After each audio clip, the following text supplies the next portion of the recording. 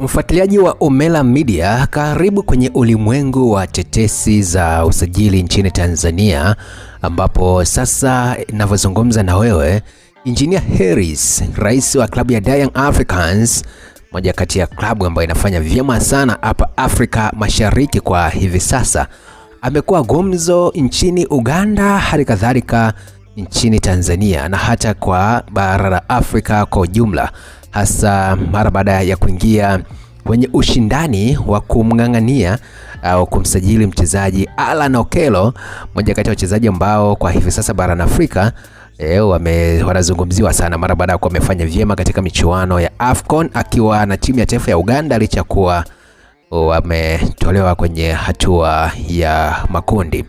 Sasa inaelezwa kwamba mpaka hivi sasa 99% ni Alan Okello anakuja kuchezea Young Africans, na kabla ya hapo basi Alan Okello alikuwa amepokea ofa mbalimbali. Kuna ofa moja ambayo ilikuwa sasa inafika dola 50,000. Unaona, Young Africans nao pia kametuma dola pia kubwa, wamekuwa wametuma ofa kubwa, kwa maana walituma kama ofa. Taarifa za ndani zinaeleza kwamba Young Africa walituma mwanzoni, wakatuma ofa ya dola 500,000, na unajua dola 500,000 hapo nazungumzia zaidi ya milioni 100 za Kitanzania, unajua lakini Vipers wakawa wamegoma, unajua. Lakini pia sasa Yanga wakapanda down na kufika dola 100,000, na zenyewe sasa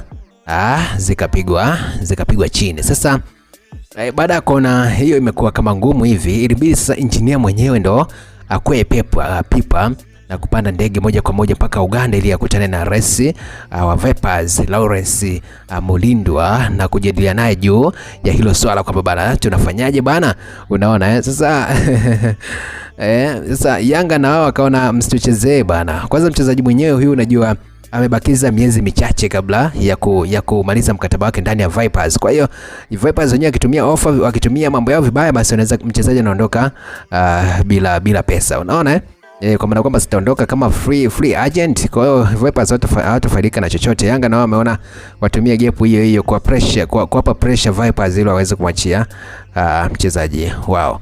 Lakini mpaka hivi sasa taarifa za ndani zinaeleza kwamba tayari Engineer Hersi amekutana na upande wa Vipers, hali kadhalika mchezaji mwenyewe tayari amekwisha kumalizana naye na dogo. Sasa muda wote, nimesema dogo kwa sababu ni mchezaji tu wa miaka 25 na mimi kama mnavyojua bwana, mimi umri wangu mkubwa.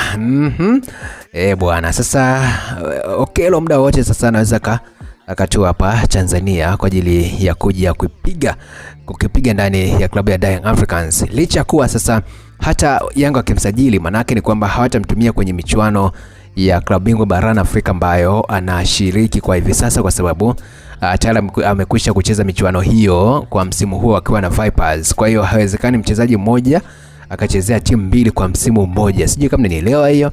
Kwa hiyo akija atatumika kwenye ligi ya Tanzania na michuano mingine ya ndani ya Tanzania.